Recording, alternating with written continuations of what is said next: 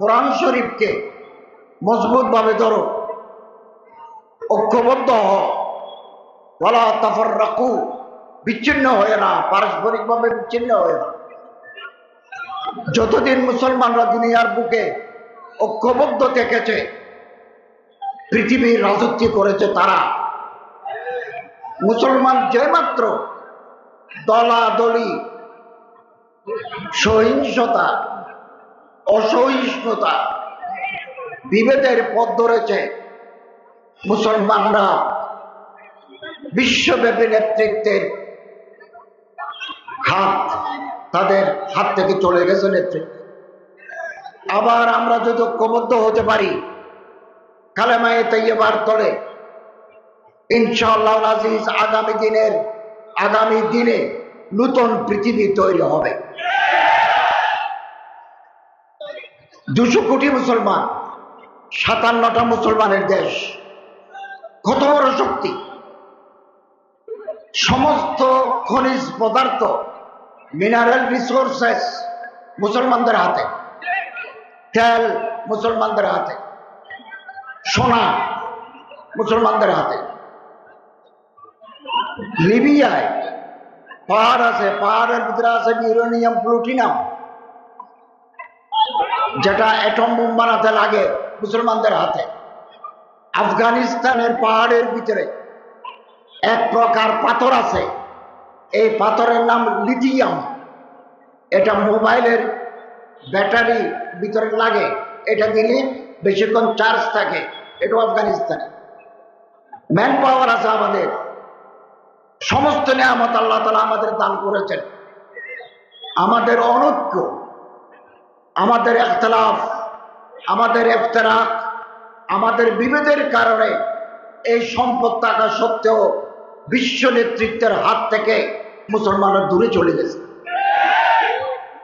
প্রথমে জুলাই বিপ্লবে, বৈষম্য বিরোধী আন্দোলনে নরসিংদী জেলা থেকে যারা শাহাদত বরণ করেছেন তাদের রূহের মাগফিরাত কামনা করছি, এবং যারা আহত হয়েছেন এই আন্দোলনে তাদের আশু রূপ মুক্তির জন্য আল্লাহর দরবারে প্রার্থনা করছি, দোয়া করছি।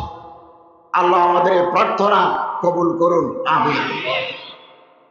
পবিত্র কোরআন শরীফে আল্লাহ তাআলা বলেন, বিসমিল্লাহির রহমানির রহিম, ওয়াতাসিমু বিহাবলিল্লাহি জামিআন ওয়া লা তাফাররাকু। আল্লাহ তাআলা বলেন, মুসলমান যারা, তোমরা আল্লাহর রশিকে, হাবলুল্লাহ মানে কোরআনুল কারীম, কোরআন শরীফকে মজবুতভাবে ধরো, ঐক্যবদ্ধ হও, ওয়ালা তাফাররাকু, বিচ্ছিন্ন হয়ে না, পারস্পরিকভাবে বিচ্ছিন্ন হয়ে না। যতদিন মুসলমানরা দুনিয়ার বুকে ঐক্যবদ্ধ থেকেছে, পৃথিবীর রাজত্ব করেছে তারা। মুসলমান যে মাত্র দলাদলি, সহিংসতা, অসহিষ্ণুতা, বিভেদের পথ ধরেছে, মুসলমানরা বিশ্বব্যাপী নেতৃত্বের তাদের হাত থেকে চলে গেছে নেতৃত্ব। আবার আমরা যদি ঐক্যবদ্ধ হতে পারি কালেমায়ে তাইয়্যিবার তলে, ইনশাআল্লাহ আজিজ আগামী দিনে নতুন পৃথিবী তৈরি হবে। 200 কোটি মুসলমান, 57টা মুসলমানের দেশ, কত বড় শক্তি! সমস্ত খনিজ পদার্থ, মিনারেল রিসোর্সেস মুসলমানদের হাতে, তেল মুসলমানদের হাতে, সোনা মুসলমানদের হাতে। লিবিয়ায় পাহাড় আছে, পাহাড়ের ভিতরে আছে ইউরেনিয়াম, প্লুটোনিয়াম, যেটা অ্যাটম বোম বানাতে লাগে, মুসলমানদের হাতে। আফগানিস্তানের পাহাড়ের ভিতরে এক প্রকার পাথর আছে, এই পাথরের নাম লিথিয়াম। এটা মোবাইলের ব্যাটারি ভিতরে লাগে, এটা দিলে বেশিক্ষণ চার্জ থাকে। এটাও আফগানিস্তানে। ম্যান পাওয়ার আছে আমাদের, সমস্ত নিয়ামত আল্লাহ তাআলা আমাদের দান করেছেন। আমাদের অনৈক্য, আমাদের ইখতিলাফ, আমাদের ইফতিরাক, আমাদের বিভেদের কারণে এই সম্পদ থাকা সত্ত্বেও বিশ্ব নেতৃত্বের হাত থেকে মুসলমানরা দূরে চলে গেছে। আল্লামা ইকবাল रहमतुल्लाह अलैह बोलें, एक हो मुस्लिम हरम के पास पानी के लिए नाइल की साहिल से लेकर ताबका के काश्मीर, মিশরের নীল নদী থেকে চীনের কাশগড় পর্যন্ত মুসলমানদের এক হয়ে যেতে হবে। ডিফারেন্স থাকবে, ইখতিলাফাত থাকবে, তারপরও বৃহত্তর স্বার্থে আমাদের এক হতে হবে। হারাম কে পাস বানি কে লিয়ে, মক্কা মদিনার পাহারাদারি করার জন্য আমাদের ঐক্যবদ্ধ থাকতে হবে। অনৈক্য আমাদের শেষ করে দিয়েছে। তারিখ আপনি আপকে দোহরাতি হ্যায়, ইতিহাস নিজেই নিজের পুনরাবৃত্তি ঘটায়। ইতিহাস চাকা ঘুরে।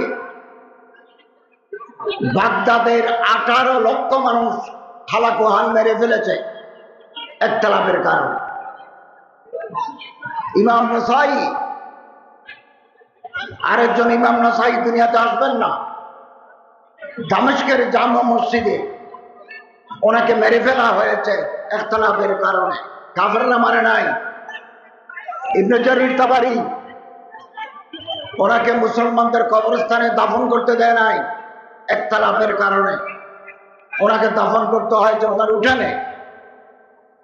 এরকম বহু ঘটনা আছে। থাকবে ইখতিলাফ, থাকবে ইখতিলাফ ছিল, ইখতিলাফ আছে। হযরত আল্লামা মুফতি শফি সাহেব रहमतुल्लाह अलैह বলেন, ইখতিলাফ কোনোদিন যাবে না, থাকুক, এটা নজরিয়া থাকুক, কিন্তু বৃহত্তর স্বার্থে মুসলিম উম্মার কল্যাণে দ্বীন ও মিল্লাতের জন্য আমাদের কাছাকাছি আসতে হবে। বাংলাদেশের প্রেক্ষাপটেও আলেম সমাজ, ইসলাম পছন্দ জনগণ যদি একটু কাছাকাছি আসতে পারে, এক প্ল্যাটফর্ম না হলেও চলে, কাছাকাছি যদি আসতে পারি, আগামীকাল বাংলাদেশ নূতন ইতিহাস তৈরি হবে। আমরা গত 8ই আগস্ট অত্যন্ত নাজুক পরিস্থিতিতে দেশের দায়িত্বভার নিয়েছে।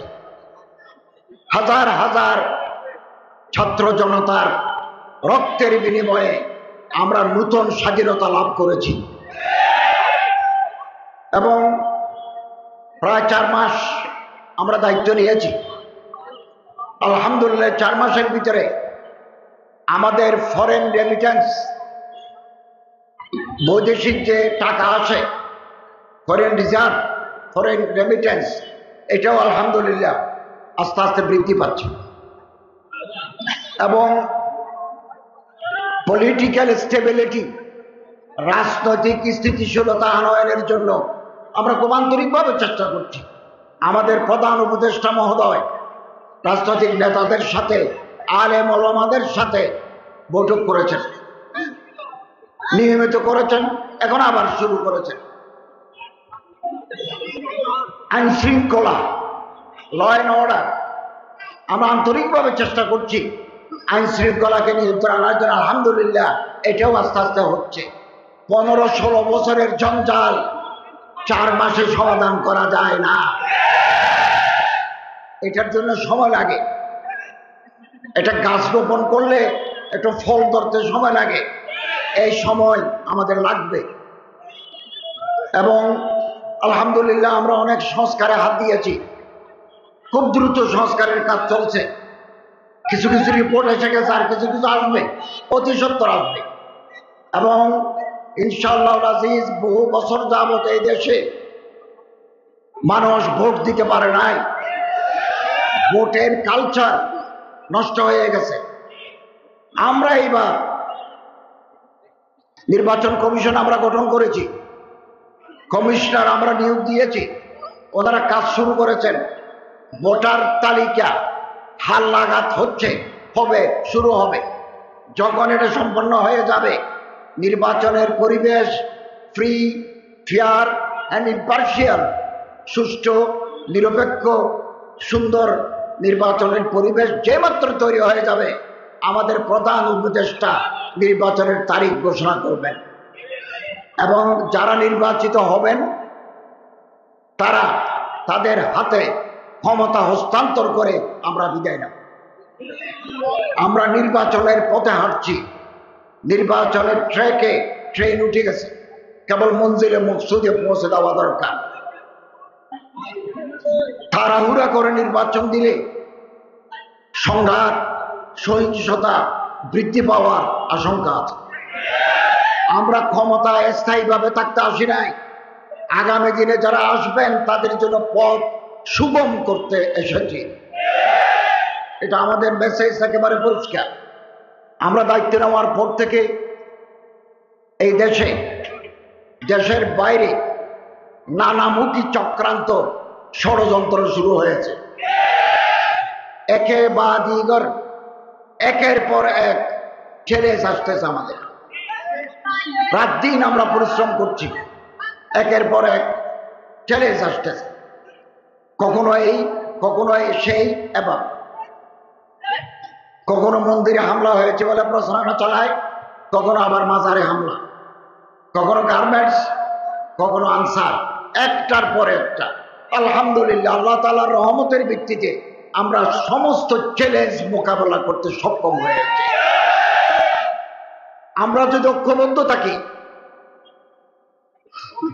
আমরা যদি একে অপরের হাত ধরি, ওয়াতাসিমু বিহাবলিল্লাহ জামিয়া, এটা মানি চলি, কোন চক্রান্ত, ষড়যন্ত্র বাংলার জমিনে সফল হবে না। কেবল আমাদের ঐক্যবদ্ধ শক্তি দরকার। এবং দেশের ভিতরে, দেশের বাইরে, আমাদের দেশে নানা ধর্মের লোক আছেন, হিন্দু আছে, বৌদ্ধ আছে, খ্রিস্টান আছে, নৃতাত্ত্বিক জনগোষ্ঠী আছে, বহু জাতি বাস করে এখানে। তাদের প্রত্যেকের সংবিধান মতে প্রত্যেকের অধিকার আছে, রাইটস আছে।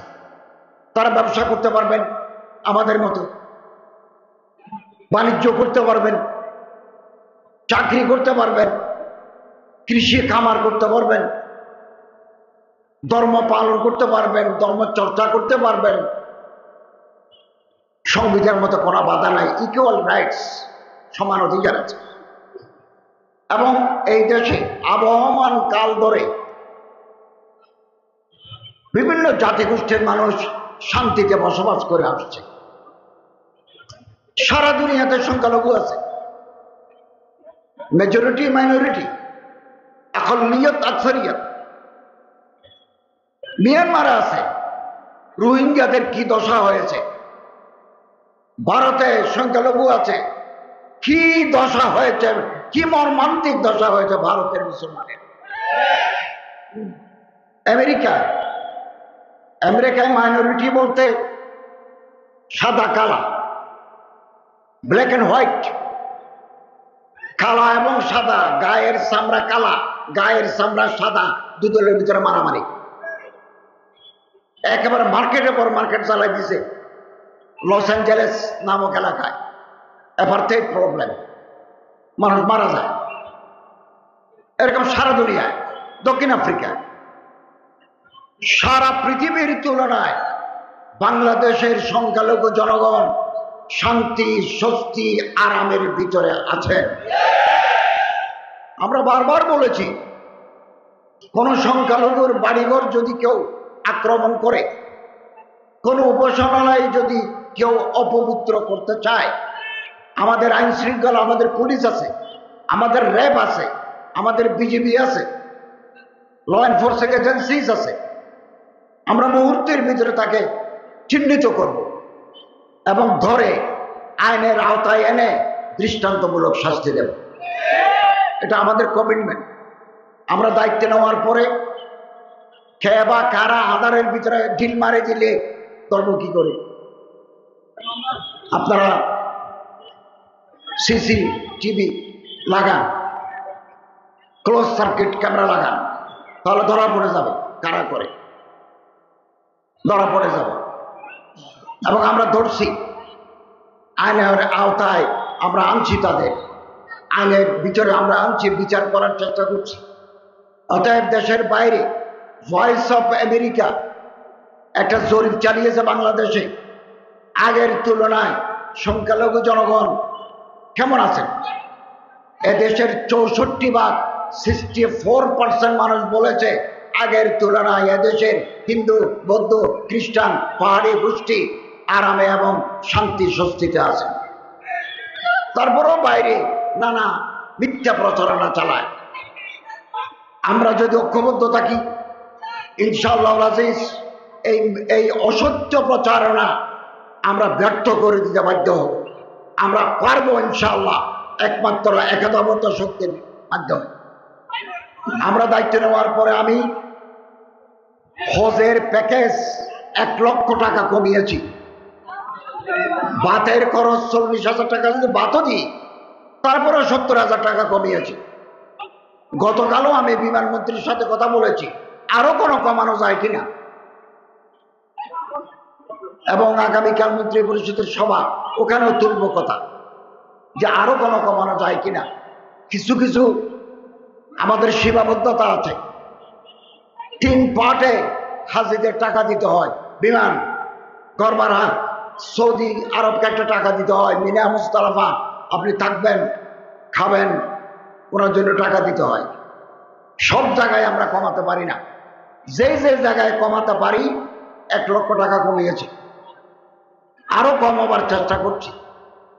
যে টাকা আমরা নেব, ওখানে যদি 1000 টাকাও বাঁচে, আমরা আবার হাজিদেরকে টাকা ফেরত দেব।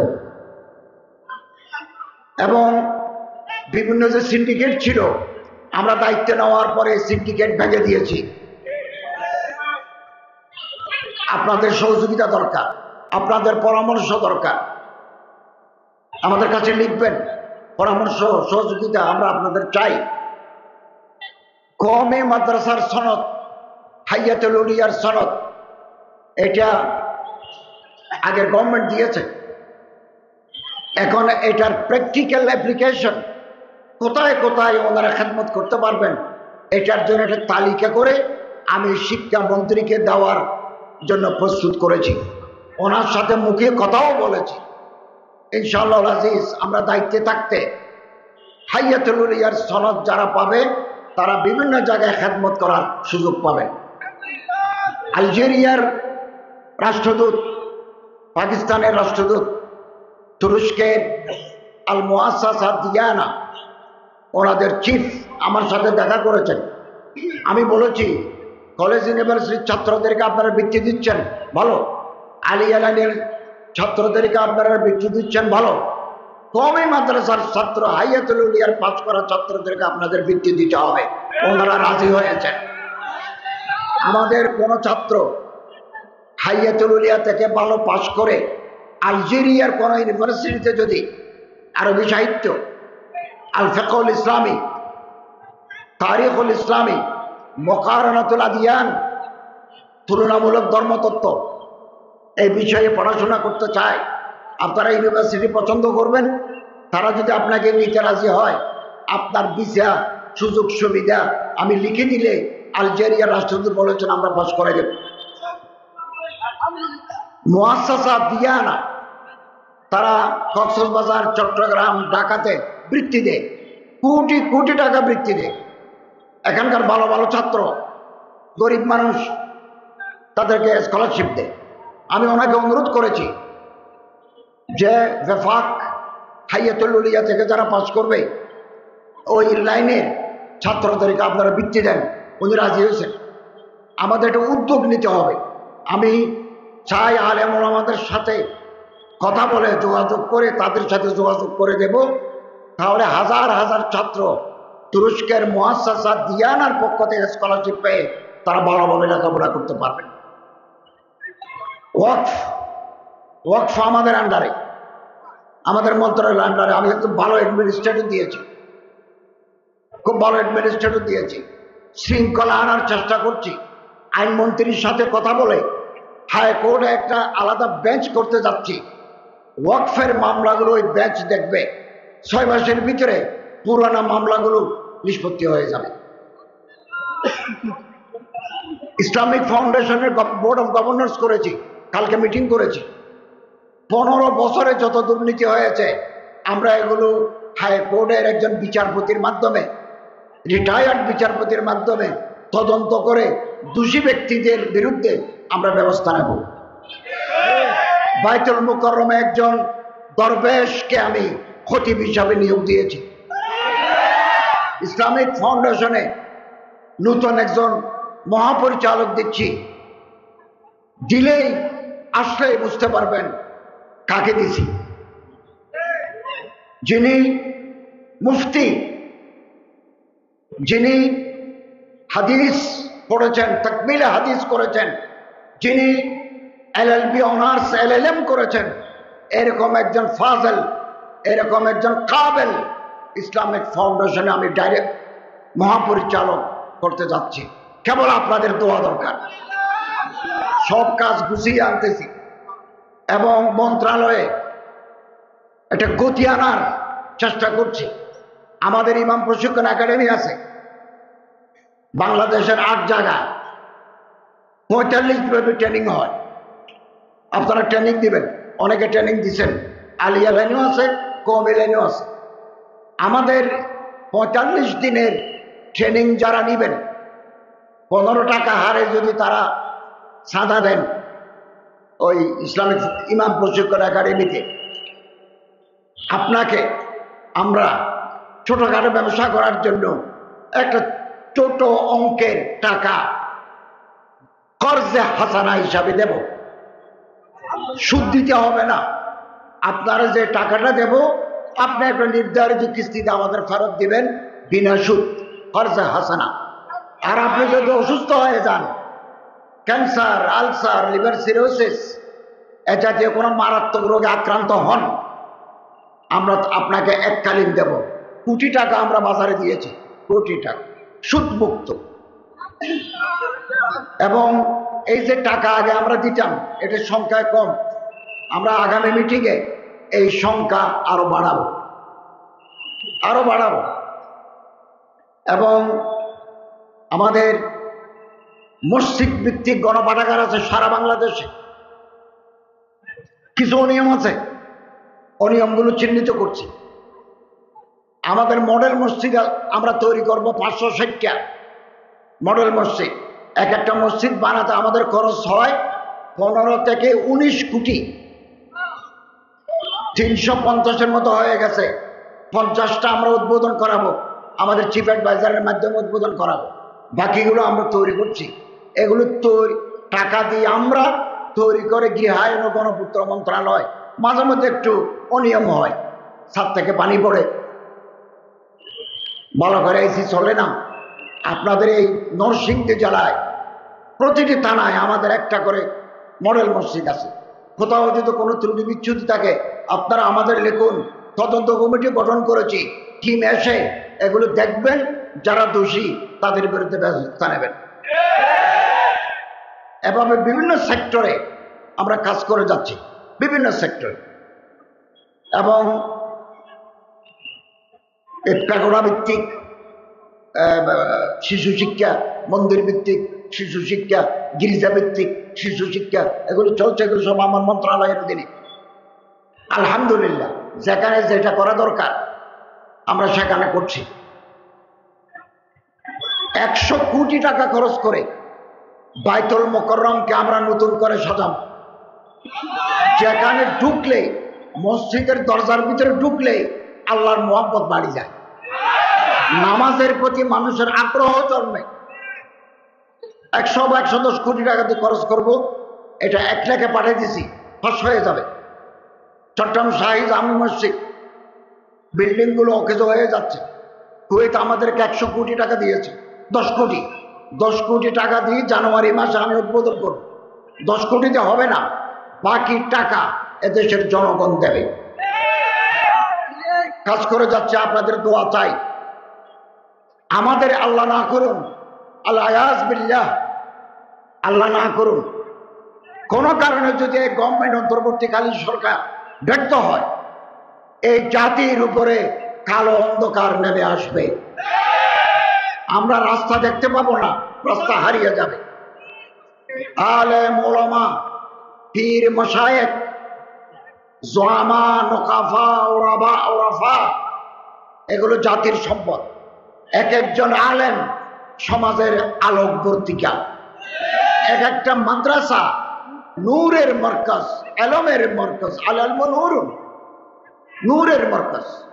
আমাদের যে কোনো মূল্যের বিনিময়ে এই মাদ্রাসা, এই মসজিদ, এই খানাকা, এই হেফজখানা আমাদের টিকিয়ে রাখতে হবে। পৃথিবীর ইতিহাসে ইন্না নাহনু নাযালনা যিকরা ওয়া ইন্না লাহু লাহাফিজুন, আল্লাহ তাআলা বলেন এই কিতাব আমি নাযিল করেছি, এই কিতাবের হেফাজতকার স্বয়ং আমি আল্লাহ। সোভিয়েত ইউনিয়নে 70 বছর কোরআনের তালিম দিতে দেয় নাই বলশেভিক আন্দোলনের নেতারা, গর্বাচক, ওনারা দেন নাই। 70 বছর পরে আবার সেন্ট্রাল এশিয়ায়, সোভিয়েত ইউনিয়নে মুসলিম অধ্যুষিত এলাকায় হাদিস কোরআনের তালিম শুরু হয়েছে। তুরস্কে একজন কামাল আতাতুর্ক, কামাল পাশা আতাতুর্ক নামে এক লোক 50 বছর আরবি ভাষায় আজান দিতে দেয় নাই, মেয়েদের হেজাব পড়তে দেয় নাই। আগে তুরস্কের ভাষা ছিল আবজাদ হাওয়াস, আলিফবা তাসা। উনি করেছিলেন রোমান, ABCD, এবং মসজিদ আল ফাতেকে বানিয়েছিল জাদুঘর। আলহামদুলিল্লাহ, ওখানে একজন ভালো শাসক আছেন এরদোগান। এরদোগানের যিনি পীর, উনি শেখ মাহমুদ আফিন্দি, ওনাকে তুরস্কের শেখুল হিন্দ বলা হয়। উনি এসে দেশ আবাদ করে দিয়েছেন।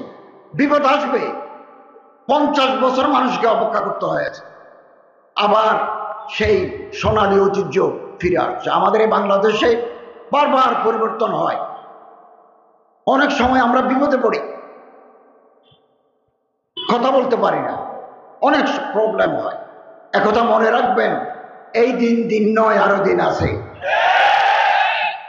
এখন আমরা সারা বাংলাদেশে বলেছি, কোনো মাহফিল করার জন্য পারমিশনের প্রয়োজন নাই। আমাদের গালি দিচ্ছে, আমরা এগুলো শুনছি। আমি তো বারবার কথা বলছি, আমাদের এই ইন্টারিম গভর্নমেন্ট, সময় কম আমাদের হাতে। আমরা চারিদিকে কিছু সংস্কার সম্পন্ন করে একটা পরিস্থিতি যদি একটা কর্ডিয়াল কনজেনিয়াল অ্যাটমসফিয়ার যদি আমরা তৈরি করতে পারি, as early as possible, আমাদের চিফ অ্যাডভাইজার সাহেব নির্বাচনের তারিখ ঘোষণা করে। বহু বছর পরে মানুষ, এদেশের জনগণ তার নির্বাচিত প্রার্থীকে, তার পছন্দের প্রার্থীকে ভোট দিয়ে জয়যুক্ত করতে পারবেন। এই যে পলিটিক্যাল কালচার, এটা ধ্বংস হয়ে গেছে। ব্যাংক দেউলিয়া, ব্যাংকে কোনো টাকা নাই। আমাদেরকে আবার 22,000 কোটি টাকা ছাপিয়ে ব্যাংকে টিকিয়ে রাখতে হচ্ছে। কি নাজুক পরিস্থিতি। তারপরে দেশে বিদেশে বাইরে চক্রান্তের শেষ নাই। আমরা যদি ঐক্যবদ্ধ থাকি, ইনশাআল্লাহ আজিজ, যে কোনো ধরনের চক্রান্ত, ষড়যন্ত্র আমরা ব্যর্থ করে দিতে বাধ্য, আমরা সক্ষম হব এটা। এবং এদেশের মানুষ জনগণের পক্ষে আছে, এবং ছাত্ররা, বৈষম্য বিরোধী ছাত্ররা এটা ইতিহাস তৈরি করেছেন আমাদের। আমরা পাঠ্য বইতে এই বৈষম্য বিরোধী আন্দোলনের চ্যাপ্টার দিয়েছি, যাতে মানুষ জানতে পারে যে এরকম একটা বিপ্লব 2024 সালে হয়েছে। মানুষ আসে, মানুষ যায়, ক্ষমতায় মানুষ আসে, ক্ষমতা থেকে বিদায় হয়। আমরা আছি, কদিন পরে নাই।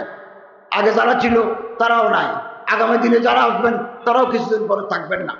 কিন্তু দেশের টাকা লুট করে বিদেশে বাড়ি করা কোন দেশপ্রেমিকের কাজ হতে পারে না। বাংলাদেশের কোন আলেম, মূল ধারার কোন আলেম এই দেশের টাকা লুট করে বিদেশে বাড়ি করেছে, সিঙ্গেল ইনস্ট্যান্স নজির নাই। এবং আলেম ওলামারা সারাটি জীবন মানুষের চরিত্র সংশোধন, মানুষের মধ্যে আখলাকে হামিদা, চরিত্রের গুড ভার্চুস, ভালো গুণাবলী মানুষের মধ্যে যাতে জাগ্রত হয় সে মেহনত করে গেছে। এবং আখলাকে রজিলা, মানুষের চরিত্রের বিরুদ্ধে খারাপ অভ্যাস আছে, এগুলোকে দূর করার জন্য ওনারা মেহনত করে যাচ্ছে। ইসলামী ফাউন্ডেশনের মাধ্যমে আমরা সিলেট, মৌলভীবাজার, সুনামগঞ্জের মতো 8টা জেলায় জীবন হাওড় অঞ্চলে, হাওড় মানে যেখানে পানি আছে, হাওড় অঞ্চলে জীবন মান উন্নয়ন ও জীব বৈচিত্র্য সংরক্ষণ করার একটা প্রকল্প আছে। যে অকারণে মাছ মারা, অকারণে কাঁকড়া নষ্ট করে দেওয়া অথবা গাছ কাটা অকারণে, প্রয়োজনে কাটবে, এগুলোকে আমরা উদ্বুদ্ধ করছি, জনগণকে উদ্বুদ্ধ করছি। বহুমুখী কাজ আমাদের রয়েছে, আমরা কাজ করে যাচ্ছি।